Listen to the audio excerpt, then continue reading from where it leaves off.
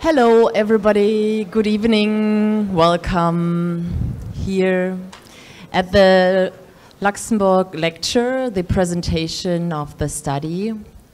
I'm very happy to welcome you here at the Circular House, Berlin-based Center for Circular Economy Practices. My name is Katalin Gennburg. I'm a member of the parliamentary group of Die Linke in the Berlin Parliament, and I'm responsible for city development and tourism and smart city. So today I will do the moderation, and we are here to listen to a lecture about the new study of the Rosa Luxemburg Foundation. The future of our cities is the title of the evening. It's my pleasure to welcome you, all of you. There are many, many people here. And as well, the today's speakers, Evgeny Morozov, sorry, and Andrej Holm, who will do the comment on the lecture, and as well, Francesca Bria. Evgeny Morozov is one of the most prominent critics of digital capitalism and author of several books. He writes for various newspapers, amongst others, the New York Times, The Economist, The Guardian, and Frankfurter Allgemeine Zeitung. Not anymore. Not anymore, he tells me now. Okay. He is preoccupied with questions of how major technologies, companies, and are transforming society and democracy. Andrej Holm is a well-known leftist city researcher and teaches at Humboldt University in Berlin. He is a well-known left activist as well, working in the field of gentrification studies, housing policy, and urban development. He also works as an advisor for the parliamentary group of Die Linke in the Berlin Parliament.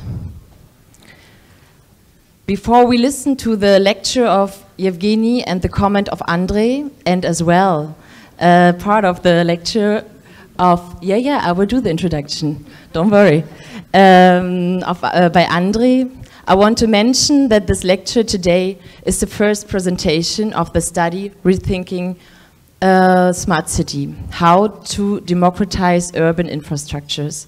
Francesca Bria, now it's the part, who is also here, is the Digital Innovation Officer at the city government of Barcelona.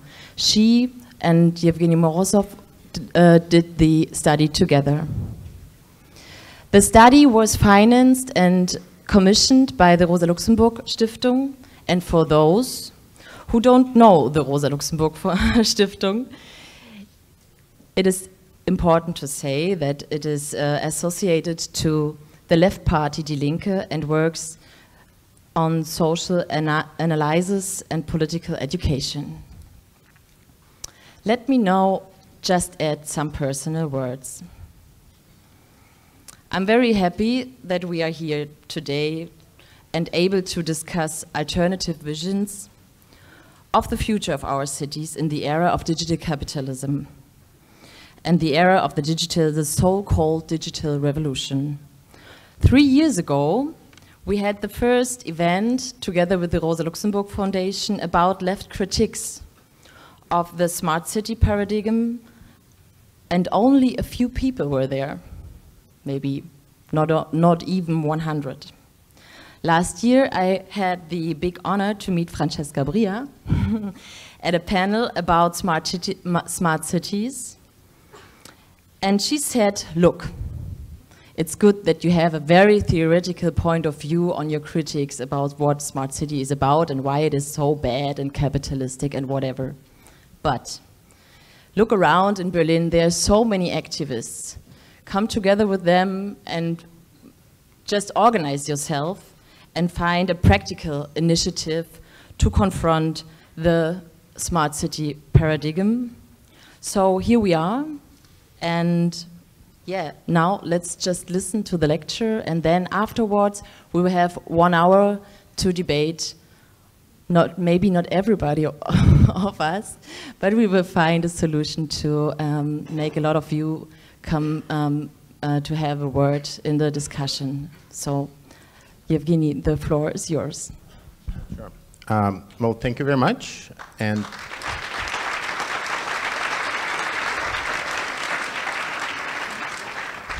thank you very much also for introducing me half correctly. Usually I'm introduced completely wrong. So yeah, usually when I do events that are not organized by the Linke or by Rosa Luxemburg Stiftung, I'm introduced as a critic of technology. Here I got introduced as a critic of digital capitalism, which I think gets us very close to how I think of myself. But I would like to disabuse us of any idea, of any notion that somehow there is a separate thing out there called digital capitalism, driven by its own dynamics and driven by its own logic that lies outside of the capitalist system as such, right?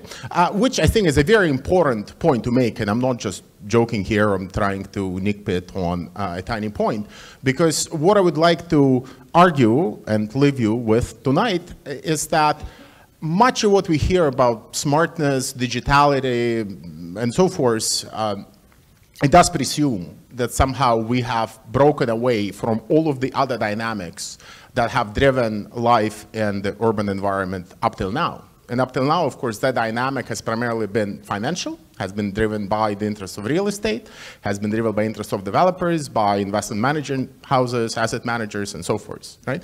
I would like to argue that even though that logic increasingly manifests itself through digital technologies, data extractivism, data accumulation, smart technologies, and we'll talk about all of them later tonight.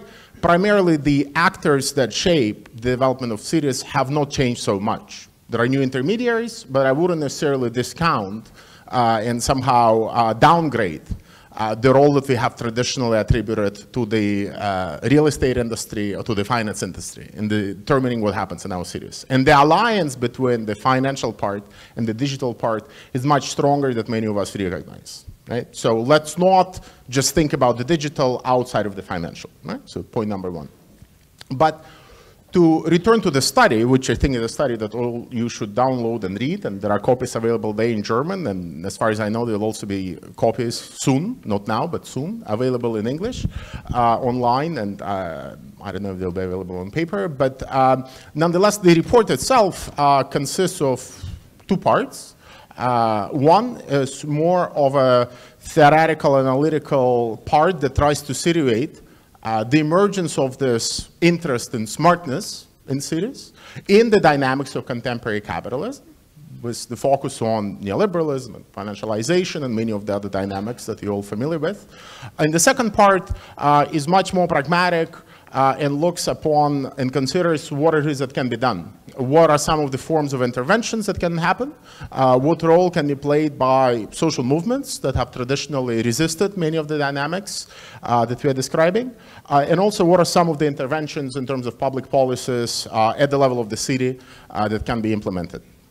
You could probably guess that Francesca contributed much more to the second part. I contributed much more to the first part. So I will probably split somewhat the task tonight.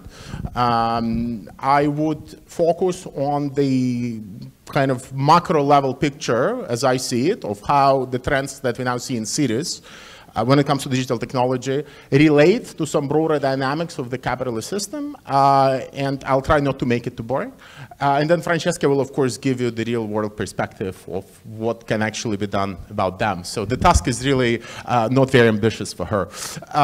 No, I'm joking. I'll also try to explain what it is that we can do, but I'm sure she'll give you much more concrete information to chew upon. So one of the main departing points, if you will, and one of the main assumptions that drive this study and the approach that we take in this study is that we should not get particularly hanged up and particularly picky about this term smart, right? So it is true that it's a term that has emerged as a term that many technology firms and consulting firms have found very convenient roughly a decade ago to pitch their services to the industry.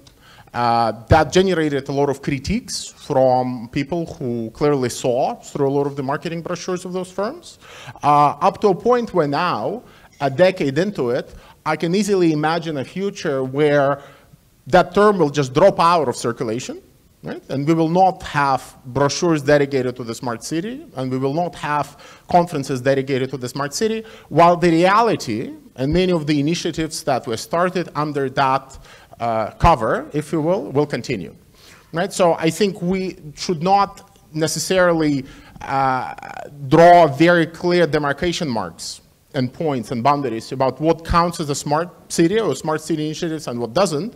We'd rather look at more or less functional level, what it is that this smartness behind many of these initiatives and projects, what does it actually imply, right? And what it is that the people pitching these proposals, solutions, and initiatives, what do they want to accomplish, right?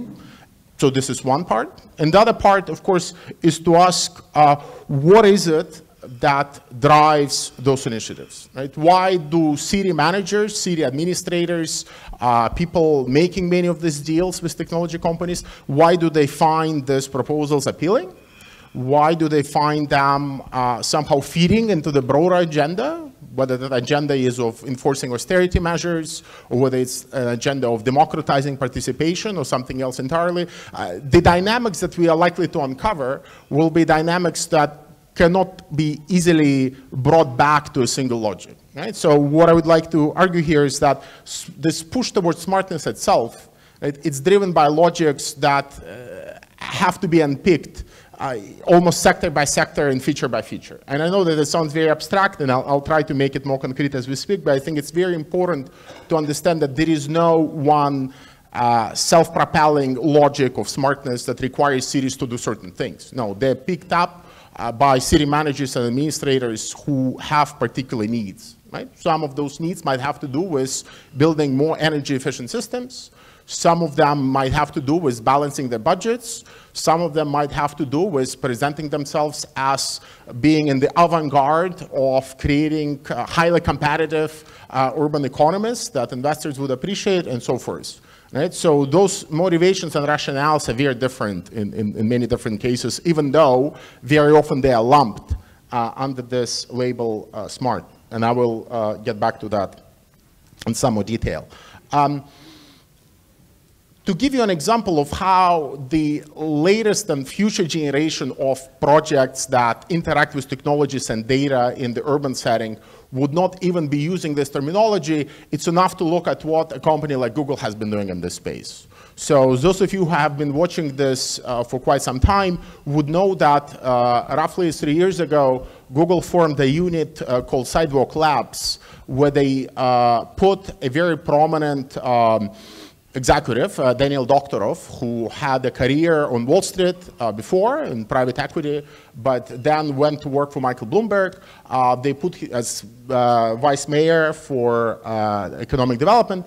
They put Daniel Doktorov in charge of Sidewalk Labs, and the goal of Sidewalk Labs actually is to fix cities, to solve cities. Right? Solve problems that exist in cities, even though they wouldn't even mind saying that the goal is to fix cities.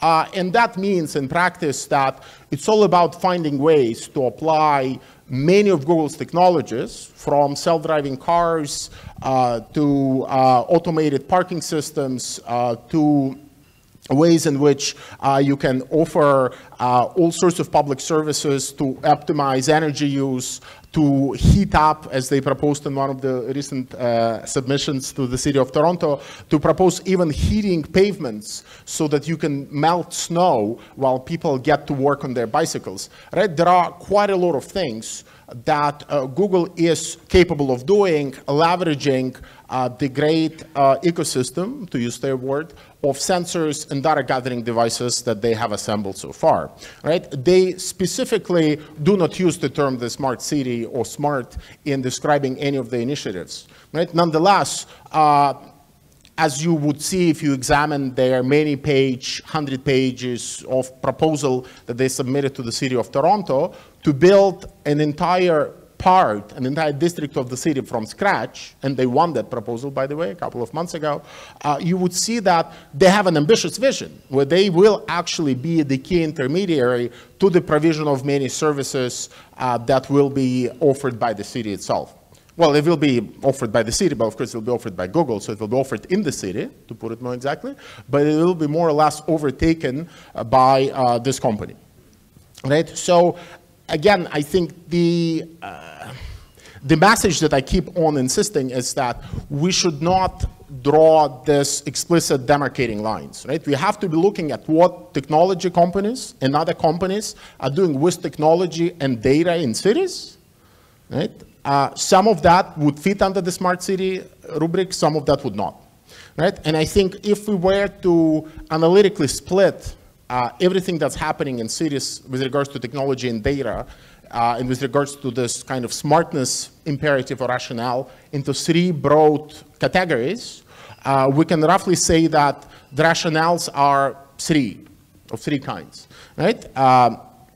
It's in one way to promote automation, to promote reputation, if you will, and I'll explain what it is, and to promote allocation, right? So this panoply, this network of digital devices, sensors, and networks, it serves to kind of work on these three dimensions, right? So it seeks to automate better, and here you can think about artificial intelligence, which is what essentially drives self-driving cars, penetrating almost every facet of society, right? From transportation to energy use, to public health, to many other domains, right? So the goal is not just to automate by injecting some kind of artificial intelligence into every service, but it's also clearly to make services cheaper, right? And that's essentially the rationale that Google uses when they pitch their services to a lot of city administrators. The idea is that many of the services that previously were inefficient and ineffective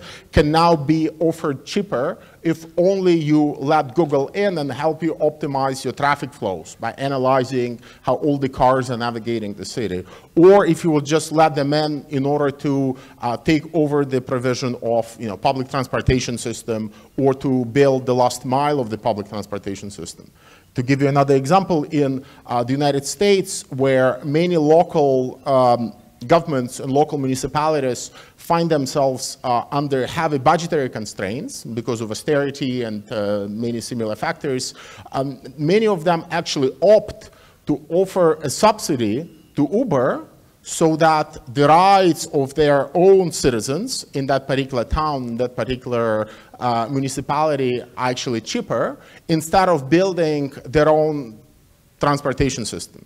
Right? So actually already have towns in New Jersey, towns in Florida, which instead of building or investing and maintaining their own system of buses or trains, are actually offering subsidies to Uber so that Uber services become 20, 30, or 50% cheaper to the end users, right? So, and they might become even cheaper to some extent if Uber in this case manages to completely automate the system and move to and the idea of taxis or transportation services being completely automated and being self-driving, so to say, right? Which again, you can see the rationale there that you can actually leverage many of these technologies to automate many of the services, and as you automate, you essentially manage to do more with less, right? And we all know why there is less. There is less because we are being told that because of austerity agenda, there is far less money to go around, so you have to find a way to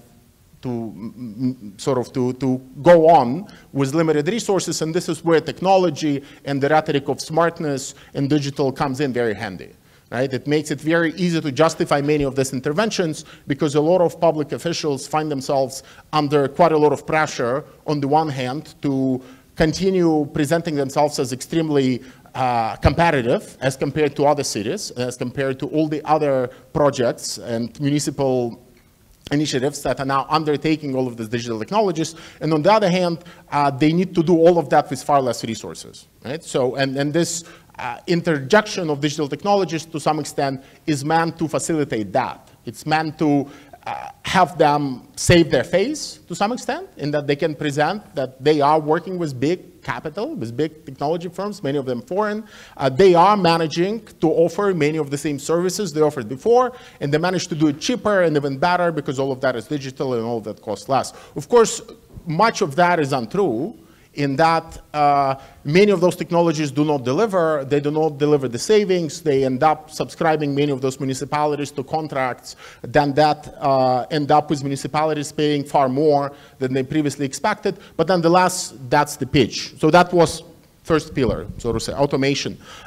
Reputation systems and the idea to leverage this kind of infrastructure of smartness for reputational systems, I think it's also very important to grasp, in that it's primarily a new mechanism of how a society and the city, if you will, that moves away from laws and regulations, when it comes, for example, to zoning regulations, can shift to systems that are driven almost entirely by feedback and collection of information and modification of behavior on behalf of users and whoever happens to be using the platform.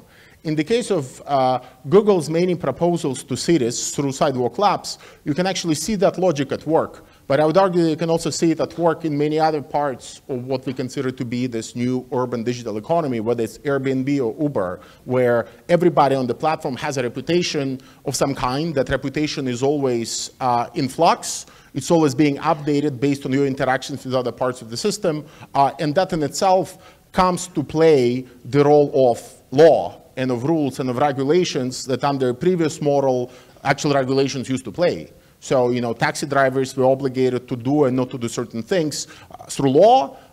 And Uber's pitch was that now we can move away from that and we can actually just have passengers ranking the drivers, and that in itself will take care of making sure that they stick to the rules, right? You now can blow that logic to a much broader scale, and what we would see with Google's proposals to cities is that they're actually explicitly arguing that we need to move away from zoning requirements and many other pesky regulations that in essence make it much harder for capital to circulate and for new buildings to pop up wherever investors want them to pop up, to a system where by collecting information and by having and letting everybody rank everybody else, we can have a much more fluid, dynamic system where instead of having regulations prohibiting loud music being played at 11 o'clock in a particular part of the neighborhood, you will actually remove all those rules altogether, and you will have people providing feedback on whether they're actually okay with that or not.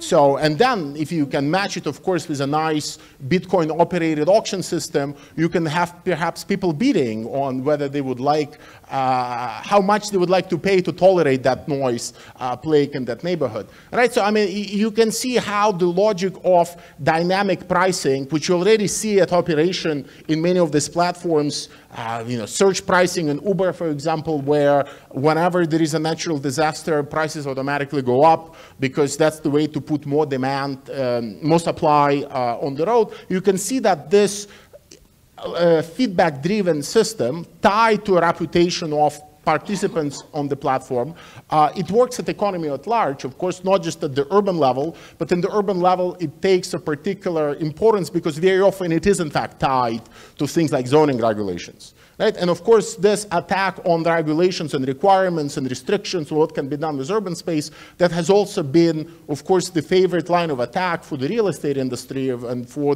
the developers, who, of course, have always looked down upon any limitations on what it is that they can do with space, because they would always argue that that actually imposes restrictions on how much houses we can build and so forth. And you can see why Google, for example, itself would insist on such clauses in the city quarters it pitches to cities like Toronto, because Google itself will not actually be paying for much of that infrastructure that they're promising to build. Their project essentially is a partnership with big financial players, big real estate guys, who they're still to find, right? Who will then come in and contribute the capital to actually build these fantastic cities that Google is promising to operate.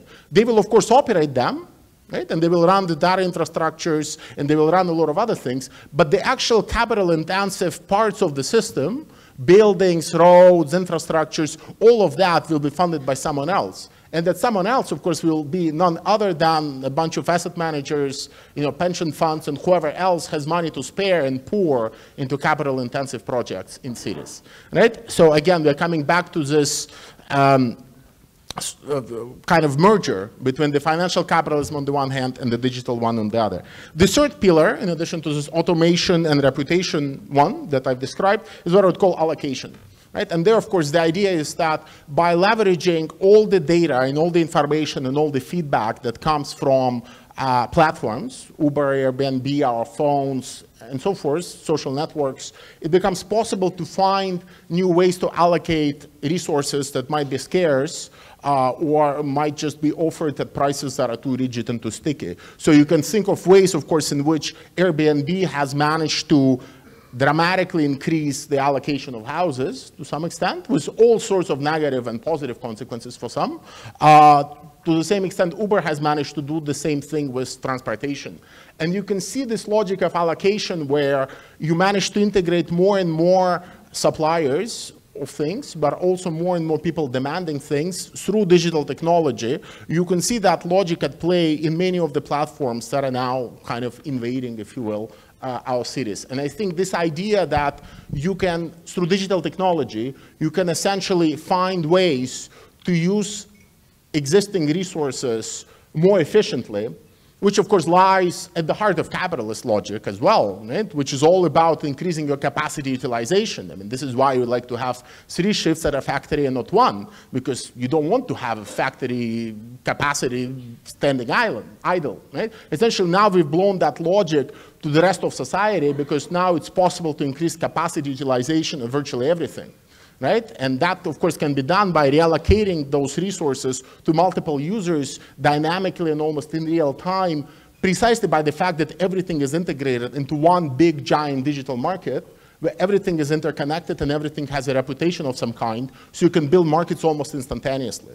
Right? That, of course, is the logic that is at work in society at large, but it's also at work in cities, right? Because cities have become very important parts to a project that I describe, and we describe it in the study like this, the project of data extractivism. Right? And I think this logic of data extractivism is something that we are only now beginning to grasp and understand, because ultimately I would argue that this is one of the key poorly understood and mostly invisible processes that currently operate in society at large. And the idea is that you have 4 or 5 big, giant, mostly American companies with 4 or 5 competitors of similar size in China, more or less pitted against each other in a quest to gather and extract as much data from society as possible in order then to use and convert that data into advanced and quite sophisticated products of artificial intelligence, right? Which then, of course, allows them to build services on top of that, as you can see in the case of Google self-driving cars, as you can see in the case of many healthcare systems that they're also building with the help of artificial intelligence. I mean, the idea is that once you have AI, you can build very profitable services on top of it. And you have 4 or 5 firms, Amazon, Google, Microsoft, and a couple of others that are heavily moving into that space. And as part of this broader logic of data extractivism, of course, they need to find ways to extract as much data as they can.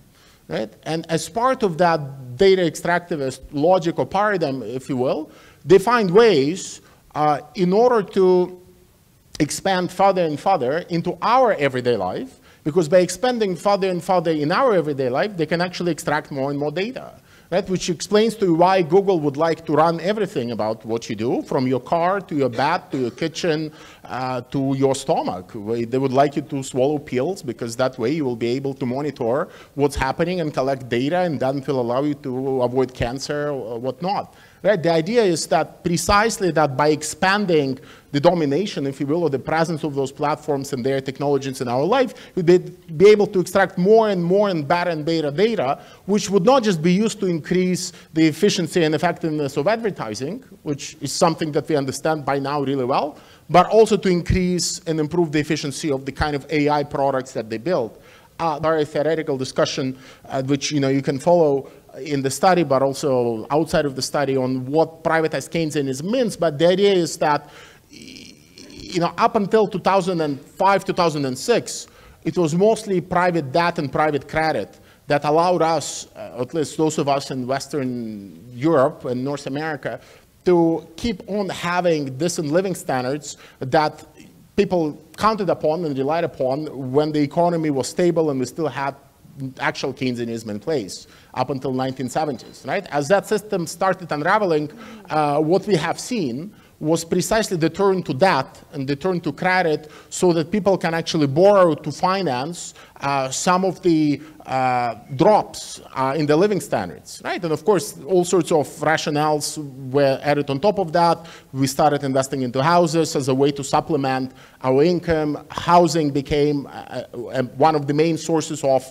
welfare and security for people. It was pitched so by many parties of the New Labour, for example, in the UK. There was one of their primary actual policies when it instated, right? For quite a lot of loss in our ability to pay for those services, right? So if you actually would start factoring in the real cost of using Google or the real cost of using Facebook or the real cost of using many of those platforms, you will end up with people who will just not be able to afford using them, right? So in some sense, advertising and this data extractivist logic has paid for the provision of many of the services, but at the same time, you can also see that platforms like Uber and Airbnb that are present in our cities have played a similar role. Right, in that they have allowed us, or at least how they presented themselves as, to tap into additional sources of income, either by putting those houses that we have bought, being encouraged by the transformation in the welfare policy, to put it into constant circulation on global markets through Airbnb, or to become essentially highly casualized, precarious labor in the case of drivers who drive for Uber, right? So we got access to accessible jobs, but we also got access to making better use of our existing resources. That, of course, then triggers all sorts of negative consequences for the cities that we live in, and you might have noticed it in Berlin, but I also live in Barcelona. We also noticed it in Barcelona, where clearly trying to save one part of the population who owns houses has proved somewhat problematic for those who do not own houses and have seen their rents go up as all of those houses are put into circulation for tourists visiting the city. Right? So analyzing a lot of the developments in the digital economy through that lens of privatized Keynesianism, I think can be very useful, and that's what we do in the study, so I would encourage you to just go and look at it in detail. One last thing to say here is that, and I'll pass on to Francesca to ground you in somewhat more optimistic, I hope, view of what's happening, is that it's very easy to fall into the trap, which is set up increasingly by big institutions like the World Bank or many consulting firms like Deloitte or McKinsey, that somehow cities and mayors run the world, right? And we should just make sure that all the problems are tackled at the level of the city. In reality, of course, cities are very often in the hands of McKinsey and Deloitte, and it's them who run the city. So they're more than happy to say that mayors run the world because they're the ones who run the mayors. So if that's the... And I don't work for McKinsey. Good. There are exceptions. But the general reality is quite sad. So what I wanted to say was not to pick on anybody in particular. What I want to say is that we have to understand that, yes, the most immediate way for us to act, of course, is at the level of the city, right? And it might be very tempting for us to get our hands dirty and start building tools and start building and experimenting with initiatives and all of that. I encourage that, and that should be done. But if you take the logic, and of course I presented you only tiny bits of this analysis that we do in the study, but if you take the logic of it to its ultimate conclusion, you will clearly see that there are some structural constraints at the level not just of the nation state, but perhaps even at the global level, that have forced this logic of digital Keynesianism or privatized Keynesianism, if you will, and this turn towards the smartness in all of its three components of automation, reputation, and allocation on us, right? And in order to reverse those trends, in order to do something, we also need interventions at the national level, at the global level, which take the question of dominance and artificial intelligence seriously, which take the question of data ownership seriously, which take the question of what kind of industrial future or post-industrial future we'd like to have, and then what role can cities play in it. We cannot just expect, as many of these institutions like the World Bank and others encourage us, that ultimately cities will sort it out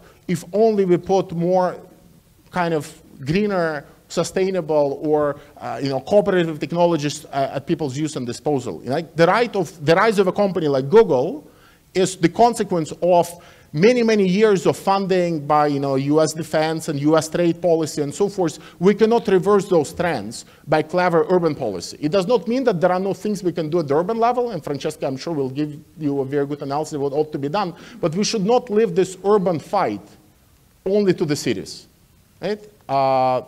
Even though there are a lot of things that cities can do, right? And this is where we always have to keep balancing this national, global, and the urban scales. Because otherwise we'll just fighting fights which cannot be won by cities, and cities will be the ones who will be blamed for it if they really take up this fight without building ways to kind of branch out of the just urban struggles. Thanks.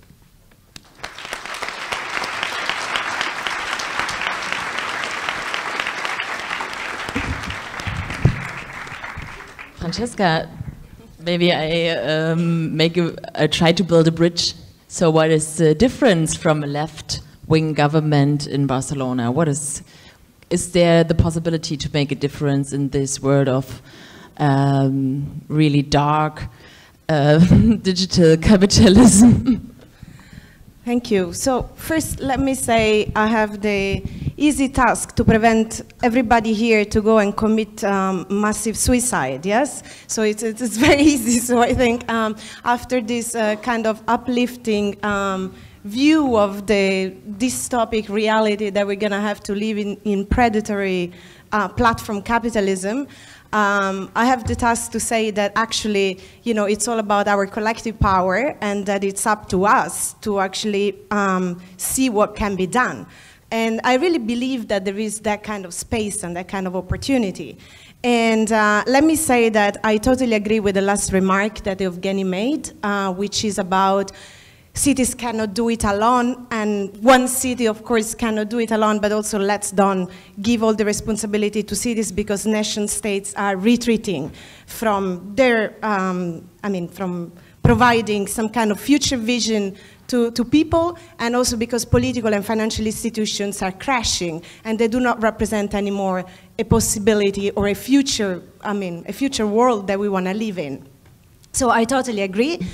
But I do think that there is this space of building it from the bottom up, that cities really represent, and that an alliance of cities, popular movements, social movements, political movements that include political parties and progressive states are needed in order to figure out what we need to do and how to build it together. So that's why, in my current job, which I'm the Chief Technology and Digital Innovation Officer of Barcelona, I do also a lot of, also because, I like to escape a little bit from the Catalonian situation sometime and look at the world and make, alliances. But I go around and talk to a lot of my colleagues in cities and also beyond cities, and really debate these kind of issues with the proposition of, why don't we build a different agenda? And I think here, of course, there is the wake-up call that I think a technology agenda shouldn't be a technocratic agenda. So this is the first, I think, big point that it was very clear in what Evgeny says, and is a wake-up call for our policymakers and our politicians that always leave technology either to the technologists or to the technocrats. And actually present the smart city, which is one of the buzzwords, but anyway, one of the big agenda that are there on the table, as it is for the fourth industrial revolution, artificial intelligence, the Internet of Things, the smart city, all this technological program, as a technocratic program. And usually the technocratic program is about, let's leave it to the big tech firms or the big consultancy firms and so on, and they will tell us, what ought to be done. And this was the case, I think, for the Smart City program. And this was very much, done through a technology push, vendor-led agenda, where the big technology firms, as Evgeny said, mainly big, gigantic US firms, because Europe kind of lost a little bit, hegemony we never had, but anyway, lost some kind of leadership in this space. Let's leave them to propose the program. And so this happened. So, technology came first. And basically, I think what is really missing, and where I want to start from, is actually the question of popular sovereignty. So the question of how do, instead of building a predatory digital capitalistic vision, we can create a digital sovereign cities, where the space for popular sovereignty, which actually means democracy, I mean participatory democracy, and the ability of people to be part of this, of shaping the future of their cities, is the very core of what we are doing. So this is actually why I was nominated by the mayor of Ada Colau, the mayor of Barcelona, to be in charge of the digital technology policy of the city.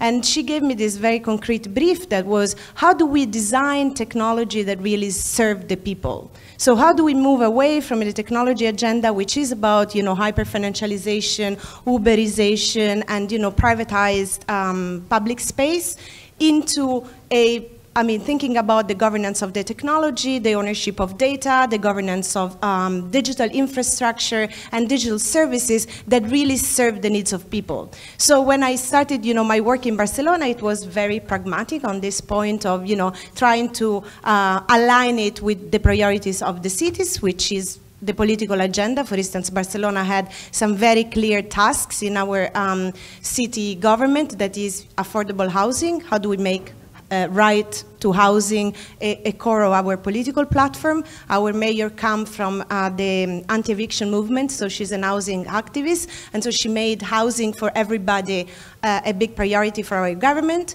Then we have the question of energy sovereignty, and how we can shift as much as possible to renewable energy production, and how cities can remunicipalize part of the energy infrastructure and energy production. And Barcelona is creating an energy municipal operator, and also this actually goes very much aligned with the smart city agenda, because smart city is about energy, logistics, and digital infrastructure coming together in the provision of urban services. And then, of course, the question of sustainability in general, which is really important about, reclaiming public space and make public services more sustainable and so on. And then digital democracy or participatory democracy, that is really one of the things that we're trying to do when we formulate policies, that I think goes at the core of what we should debate, which is much less about technology and much more about how do we reframe this relationship between public institution and government and people. So what are public institutions designed for? I don't know how much involvement the crowd here has with the city policy, the city of Berlin, how much you are involved into helping them shaping their, policies in general, not only the digital policies, and, how we can redefine this relationship with, between citizens and public institutions. So being inside, actually in the current government in Barcelona, many of us are not professional politicians. We are citizens. We are in the institutions trying to change the institutions. We come from the outside. Many people there from citizen movements, and some of us just being doing our profession and being inside in the institutions now and try to change things. And we really realize that big problem is actually the public. How the public is shaped today, that doesn't serve at all the needs of the citizens. Procedures are very bureaucratic, they're very opaque, it's very hard to know how resources are allocated, where priorities goes, how institutions spend the people's money. Which is something really important. And then, it's very hard to get involved. So usually these kind of lobby groups that allocate power, resources, and decides the priorities of the cities are very far removed from what are the real needs of communities. So I think reshaping that kind of relationship and really reframing this agenda as people-led is the first thing, and it's super important. I think the other big question is, how do we set the direction of this technological revolution? And I think, yes, let's forget now if it should only be done from a city perspective or state or global perspective. I think a big question is, do we want to go on in a way where the technological revolution, and I mean, honestly, we are seeing a huge transformation. I mean, I really believe that the fourth industrial revolution, I mean, if you couple artificial intelligence and the potential of it, I mean, with the big firms, I mean, maybe 2 or 3 on the planet that are investing 15 billion US dollars per year in R&D, which is mainly AI infrastructure, coupled with the possibility of automating manufacturing and automating production, and then outsourcing production again, you know, I mean, in East Asia, and basically redefining the supply chain. If we look at that, I mean, some economists say this is the first industrial revolution that will destroy more jobs than it creates. I mean, we're talking about 100 million jobs that will be destroyed in sector of the economy that are really key to employment creation, you know, like logistics, like transports, and like manufacturing. So if we look at the magnitude of this, and also, I mean, if we look at unemployment statistics in Europe, for instance, and Southern Europe, where you have unemployment, I mean, youth unemployment around 40–50%, I mean, you see how much this agenda really requires a political vision. I mean, how are we directing this technological revolution? For what? I mean, and not only to produce what, but like how we're redefining the future of work, you know, how all this increase in productivity that will be created by the fourth industrial revolution, how it will be distributed. Are we gonna invest it in a fund, you know, that will provide basic income to people, or are we creating decent jobs, you know, for the future? So these are how we refine our social provision systems and so on. So these are all like big questions. And I think, of course, I mean, we need a political agenda to address that. And then, you know, something that we suggest in the study is also the question of technological sovereignty, which of course is not just the question of who controls the technology stacks. I mean, of course, Evgeny said it, if today you don't control, I mean, even if you don't control microchips, I mean, at this point, you really have to control the entire, I think, technological infrastructure, from the cloud to the servers, you know, where the data is located. I mean, we see that Europe has lost complete control of data in this economy, and so the majority of the data flies outside, in the US mainly. And you need to control the hardware, you need to control the I mean, the mobile phones, we lost completely control, but mostly it's not only about software, hardware, and the technology side or the infrastructure side, but it's the political, of course, the political and economic sovereignty. And I mean, to be pragmatic here, at the city level, yes, that we are doing something that is setting democratic ethical standards for the open digitalization, that's how we call it, where, for instance, in the city hall, we are introducing clauses in the big contracts that we're doing with technology providers, where we mandate for the use of open standards, we mandate for the use of open source software, interoperability, data sovereignty, which is basically all the time that the cities procure big services, who control the data and the information. So this is a very important part of how the city does procurement and spends citizen money. And basically, we are introducing clauses that not only are about environmental sustainability, gender equality, and labor standards, but also technological sovereignty, because it's very important that the know-how and the ability to control data and technology stays in the public. And citizens, and this is like a very big point for me, are the ones that should control the data. So the data should not belong, I mean, they should not be owned by corporations or by government. It should be owned by us, by the citizens that produce this data. And this should be recognized in the way that we do business, in the way that we do big contracts, and in the way that we develop technologies. And I mean, this is the data sovereignty that should be part not only of an ethical and responsible data strategy, but also should be part of the way, you know, we develop services and technology. And then, of course, say that encryption is a human right, and so it should not just be an option. You know, encryption should be there for everybody, for the people, and we should design systems that have privacy and security by design, and make this actual GDPR, which is the Data Protection Directive of Europe, a big opportunity for us. I mean, we cannot compete in the digital economy on the basis of what the US government says or what Google says, which is basically surveillance capitalism. We should build an alternative, and this alternative should be about citizen rights, data sovereignty, decentralized architecture, privacy-enhancing technologies, and make Europe the heaven of that. I mean, we have a lot of talent. Maybe Berlin is the capital where, you know, we have a lot of hackers that have built a movement telling us that this is the kind of technology that we need. Why don't we make this technology the public technology that citizens can use in the city, and we invest public money to develop this technology, and that we call all the startups and small companies and talent that we have in the city to help cities build this kind of infrastructures. So I think this can be done, and it can be done at a city level. Yes, I mean, we are not, and also this implies a new social pact on data. A new social pact on data means that we also want to have collective rights over data, which is citizen rights over data, which I think are fundamental rights in a digital society. So it's not all about infrastructure, gadget, tools, and technology. It's really about this kind of social pact that we have to build, because this is underlying our, you know, rights as citizens in a digital society.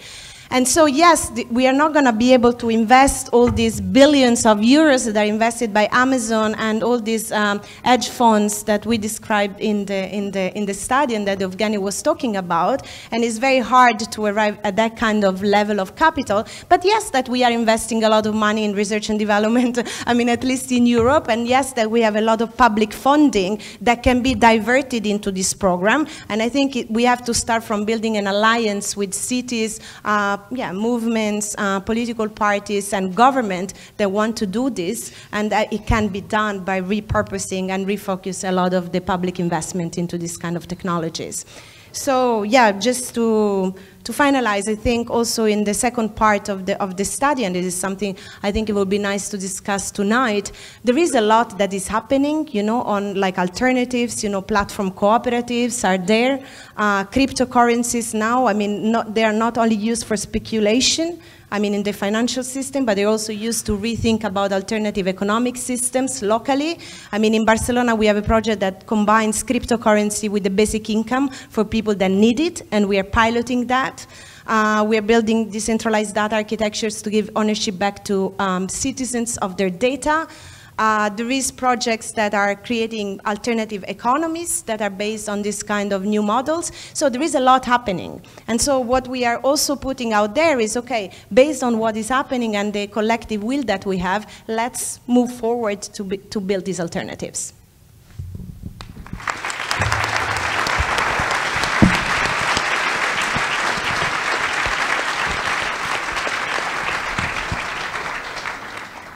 Andrej, from hell to heaven, what has to be done in Berlin? Yeah, this is a good question. So, and I feel uncomfortable to speak after such great presentations and powerful speeches, but I have some notes and I will read it. So first of all, I'd like to thank to the Luxemburg Foundation for organizing this event and also the study and for inviting Evgeny and Francesca to Berlin. And I think it's a very good idea to start a discussion about a global problem in an international network and with this amazing partners. And second, I like to thank Evgeny and Francesca for their work, and you have to read the study. It's an amazing knowledge in the study and a lot of good ideas, and especially I like that you attempt to translate the critical debates on technology in the right to the city discourse. Yeah, and most of you know that I never researched on new technologies, and I'm using internet but never think about it more or less. So I'm an urban researcher, and I know smart city discourses from my comrades in the planning associations and so. But at first I have to say that I agree with most parts of the analysis of smart city policies and smart city concepts. Smart cities became, and this is visible after reading your study, a slogan and an instrument to promote neoliberal urban policies, and it one of the central messages of your study, so that smart city is less a question of how to use technologies or how to use new technologies, but much more the question of the political and economic consequences of this new technologies, and at least you presented it today as well, that new technologies starting a fundamental restructuring of our cities itself. And Evgeny and Francesca are highlighting the complementary between austerity, neoliberalism and smart cities, and they are demonstrating that new technologies cannot be seen as a resource or helpful tool to solve current problems in our cities. So that is what I learned from the study, and it's more and mode of changing social relations and political power structures in our cities and societies. And smart technologies are not introduced for people's benefit in cities at all, and smart cities much more an attempt, especially the discussion of city governments and smart city networks. Yeah, these discussions are much more attempt to make cities ready for the new technologies. Yeah, it's not so that we have an adoption of technologies for our need in cities. It's much more my feeling that we change the cities, that they are ready for the new technologies and or fit much better into the new technologies. Digital industries and knowledge-based production, other web-based services became as well a growing segment of capitalist accumulation.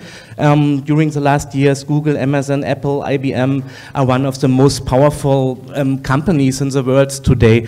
And therefore, it is not a surprise that they have an interest to reconstruct our cities into or as infrastructures and consumer space of their economic activities at least. And it is not the first time that was my thinking about this phenomenon, that urban and regional planning strategies were subordinated under the requirements of a basic technology.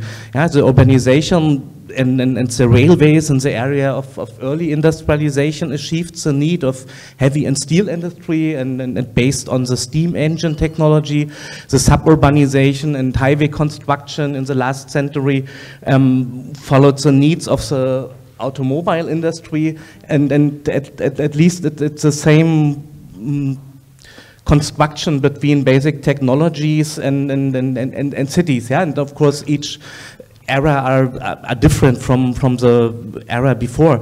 Cities are not only providing spatial conditions and physical infrastructure for the particular mode of production, but furthermore the best social structure for accumulation. So this is what we learned from the past. And mass worker societies, including the army of unskilled workers in the time of industrialization, as well as the nuclear families in the suburban cities during the Fordist mode of production, could understand as a necessary social structure for social composition for each mode of accumulation. And this is an approach of the regulatory theory, Regulationstheory, regulation school, yeah. That is what I mean, post-Marxist regulation school. And this series complemented the analysis of capitalist accumulation by analysis of a dominant way of regulating societies. And the example of the Fordist mass production, redistribution in the context of Keynesian welfare policies, the nuclear families and suburban settlements, is one of the best examples for this triangle between accumulation, regulation, and social structure based on basic technology. And this was my way to interpret the new situation or the discussion about smart cities, and the coincidence of digitalization, neoliberalization, individualization you pointed out in your study is giving a clue for the regulatory triangle of the 21st century, maybe the digital infrastructures, gentrified cities with high-skilled, individualized and flexible workers in it are becoming the spatial and social conditions for the new mode of accumulation, and smart city policies in these terms could be seen as a forerunner of coming modes of regulation. So this was what I learned from the study, and especially in the history of capitalist urbanization, the last 150 years are showing that new technologies are not established to solve problems in cities, but that policies are intended to adapt cities to new technologies and new modes of accumulation. And David Harvey, a critical geographer from the US, pointed out that urban and regional structures and the social relation in the cities itself are the basic infrastructure for capitalist accumulation, and therefore we should not only discuss about the infrastructure of the worldwide net and the technological side of infrastructures, but especially our social relations in the city became a part of this new precondition for capitalist accommodation. And therefore it should be a common point to interpret digital technologies and especially smart city policies at first as an attack on cities as we know them. Yeah? And we should discuss this attack in two directions. It's also attacking parts of the city we don't like, but what we learn in many conflicts in Berlin is that new technologies and especially smart city policies are enforce a lot of problems we still have in Berlin, and based on this consideration we have to analyze the main actors by this attack, and we have to find out who will benefit from these changes and who will be losing something, and at least every economic change and also every change of technological paradigm will be also a kind of social redistribution in it. And Evgeny and Francesca are highlighting some of the companies are benefiting from the digital change of production and communication. On the one hand, all providers or most providers of digital infrastructure. On the other hand, providers of new services, so like Uber, Zalando, Airbnb.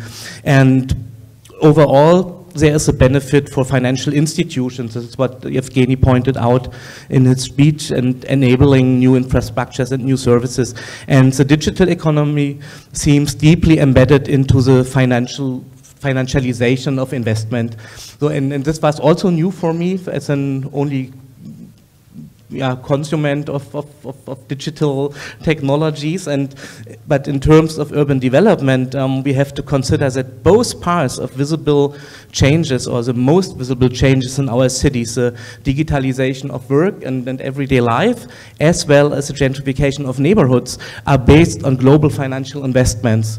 Yeah, and in case of the new locations of global players like Google or Amazon in cities like Berlin, or in the effect of the tourist apartment subletting business organized by platforms like Airbnb, we are confronted with the first examples of visible relations between new technologies and urban restructuring, at least. And the case of Zalando's strategy here in Berlin to operate as a landlord in Friedrichshain to provide their international staff with inner city accommodation, or the case of the growing real estate investment of the Samwa brothers, the CEOs from Rocket Internet, are showing the interconnection between digital businesses and real estate speculation, and quite directly. And over all these activities are this context of financialization and then the economy of financialization. The majority of people living in cities like Berlin or Barcelona maybe is not benefiting from these economic activities. The majority of them. Of course, we have some benefiting by all this Airbnb businesses or other former shared economy activities, and then gentrification became an urban mainstream in the last 10 years, and most tenants have to pay higher rents than before. And it is likely that smart city projects in Berlin will boost the trend of gentrification So this is the experience of all this Zalando and Google activities in Kreuzberg, or the Amazon location in Charlottenburg, or is it? So my first proposal is to combine critical analysis of digital technologies and gentrification. So that is, of course, a result if you invite me to one of these discussions, and the housing question will be one of the strongest challenges for the future, and we should not disconnect it from discussion about digital technologies. But even the aspect of progressive vision on new technologies should be related to the urban questions, and Francesca still presented how they done it in Barcelona, and many social urban movements in the past as well as in the present age postulate this right to the city as a slogan and as a demand, at least, and this right to the city has to translate into the 21st century and also into the conditions of financial mode of accumulation and new technologies. And the basic idea of this right to the city is going back to Henri Lefebvre's work in the 1960s, and some of you are familiar with this series. And Lefebvre defined the right to the city in the 1960s as a right to centrality and resources. Second, as a right to recognition of differences, and to a right to appropriate of urban surpluses extracted by collective activities in the cities. And if we read this early discussion on right to the city, then we realize that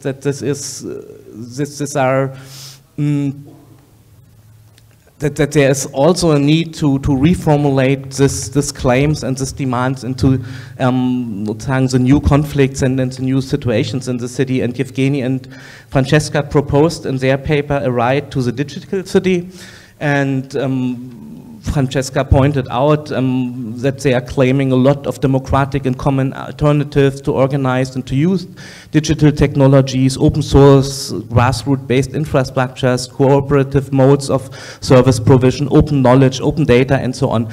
And the paper demonstrates a wide range of possible and realistic alternatives to deal with new technologies. And if you want, you find all elements of the right to the city in Lefebvre's sense in this approach. And for example, open source and sharing infrastructure could be seen as a right to centrality and the right to resources, or digital democracy and diversification of infrastructure and providers could be seen as a right to recognition of difference, or open data, open knowledge could be a part of the rights to appropriate the surplus of knowledge-based production. So, but at least by reading the strategies in Barcelona especially, I feel that there's a limitation to the technical side of the urban changes, and the vision of digital commons and shared resources, digital democracy are more or less opportunity directed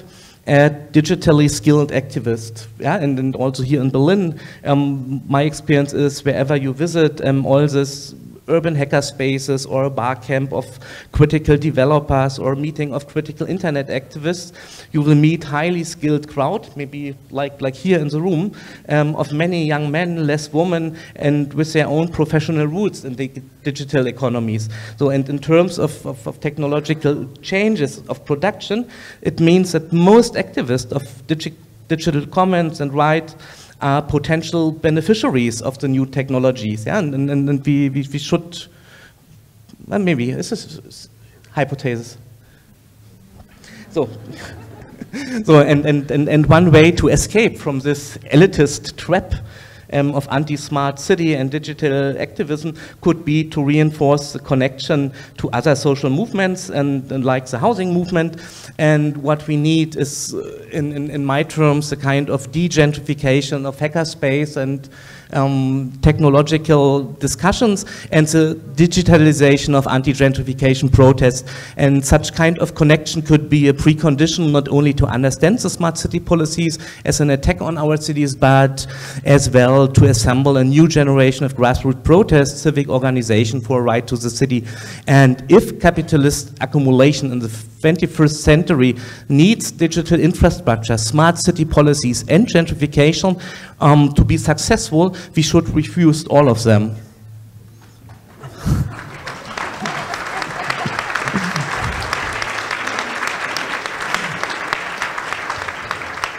No, and if capitalist logic means that the cities should be reconstructed to become ready for the current mode of accommodation and the basic technology, we should try to reverse the relation between cities' technologies and accumulation.